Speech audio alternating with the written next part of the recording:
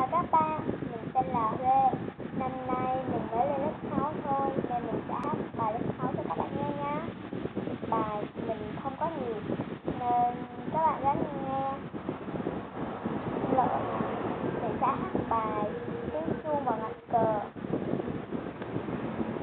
Trời đất thân yêu, lung tung em trước bao tự hào. Một quả cầu đẹp tươi lung linh giữa trời sao. Trời đây chỉ là nhà bao gắn bó thiết tha và bàn nhỏ gần xa đến chính gia đình của ta. Bồng binh bom cờ bay giữa thiên nhiên ngời. Bom binh bom ngồi chuông ngân vang khắp nơi. Trong chúng ta đẹp như khi tháng ngày.